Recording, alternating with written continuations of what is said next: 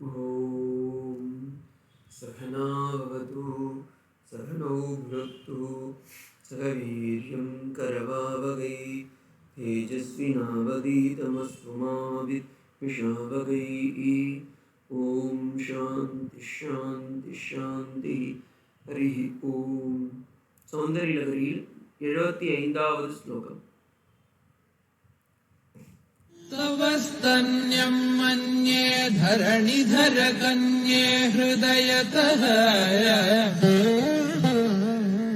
पयःपारावार परिवहति सारस्वतमिव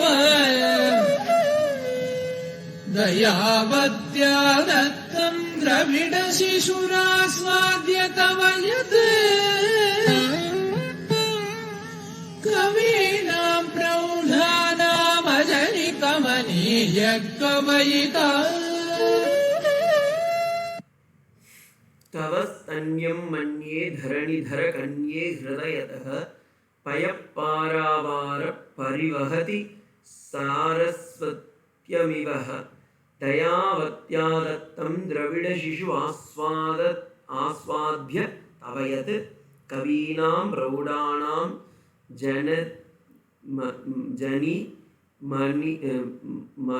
கமனீய கவிதா. இந்த ஸ்லோகத்தில் அம்பாளுடைய மார்பிலிருந்து வரக்கூடிய முளைப்பால் சரஸ்வதியுடைய பிரவாகம் என்று காட்டுவதாக உள்ளது. இந்த ஸ்லோகத்தை மனப்பாடம் செய்தால் நமக்கு கிடைக்கும் பலன் என்னவென்றால் கவிபாடும் திறமை கிடைக்கும். இந்த ஸ்லோகத்திலான சில கான்ட்ரடிக்ஷன்ஸும் உண்டு. அது என்னன்னு பார்க்கலாம். முதல்ல ஸ்லோகத்தை பார்த்துடலாம், அதுக்கப்புறமா நான் சொல்கிறேன். இந்த ஸ்லோகத்தின் பிரகாரம் பார்த்தீங்கன்னா தரணிதர கன்யே, தரணிதர கன்யேனா மலையத்வரசன் மகளே என்று பொருள். தவ உன்னுடைய, ஸ்தன்யம், ஸ்தன்யம் என்றால் முளைப்பால், தாயின் மார்பகத்திலிருந்து வரக்கூடிய பால். ஹிருதய, இதயத்திலிருந்து உதித்த, எனில் தாய்மார்கள் அவர்களுடைய பாசத்தின் காரணமாக உதிக்கின்றது அந்த பால். பயப்பாராவாரக, அமிர்த பிரவாகம் போல வந்தது. சாரஸ்வத்தியம் இவ, அதாவது சாரஸ்வத்தியம் என்பது மீட்டருக்காக எடுத்திருந்தது. சரஸ்வதி என்பதை சொல்வதற்காக இது லகரி என்னும் மீட்டரில் அமைந்துள்ளது. அதில் சரஸ்வதி என்பதற்காக சாரஸ்வத்தியம் என்ற மீட்டரில் போட்டிருக்காங்க. வாக் தேவதையான சரஸ்வதியே அவ்வுருவு கொண்டு வந்தார் போலும். பரிவகதி, பரிவகதி என்றால் பெருகின்றது என்று மன்னியே கருதுகின்றேன். ஏன், எதனால் என்றால் எதனால் தயாவத்யா உன்னுடைய கருணை ததும்பும் உன்னால் தத்தம் அளிக்கப்பட்ட தவ உன்னுடைய ஸ்தன்யம், ஸ்தன்யம் என்றால் பால். ஸ்தன்யம் அருந்தி, யார் அருந்தினார்? திரவிட சிசு. இந்த வார்த்தை தான் ரொம்ப ரொம்ப இம்பார்ட்டன்ட். திரவிட நாட்டில் உதித்த ஒரு குழந்தைன்னு போட்டிருக்காரு சங்கர பகவத்பாதால்.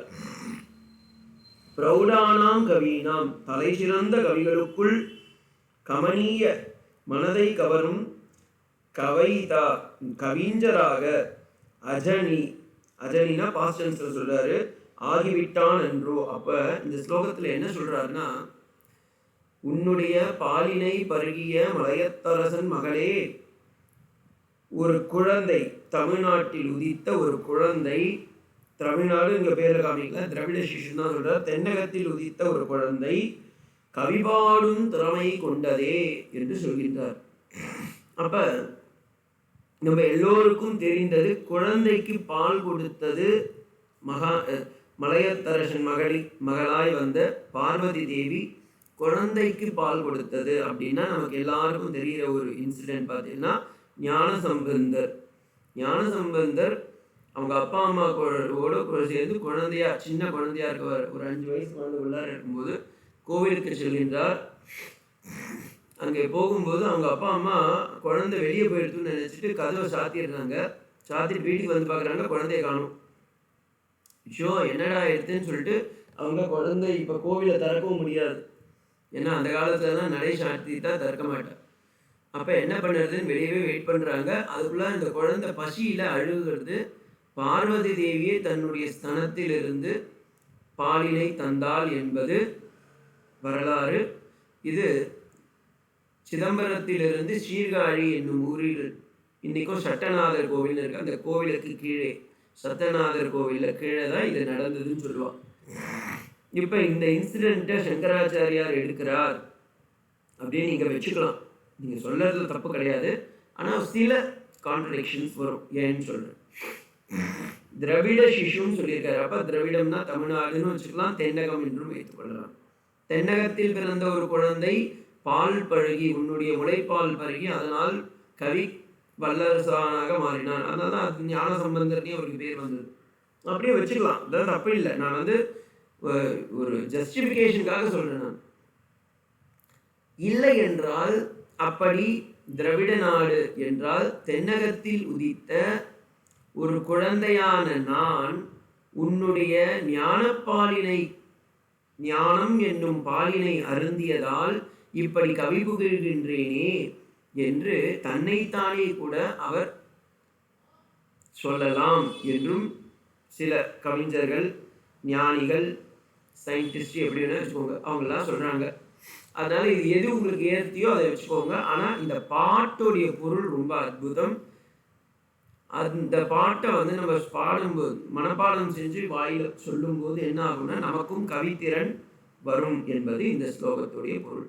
ஸ்தவஸ்தன்யம் மன்யே தரணிதர கண்யே ஹிருதயதக பயப்பாராவாரா பரிவகதி சாரஸ்வத்யமிவஹ தயாவத்யாதத்தம் திராவிட சிசுவாஸ்வாத்யதவயத் கவீனாம் ரௌணானாம் ஜனனி கமனீய கவைதா அப்படின்னு தான் இந்த ஸ்லோகம்.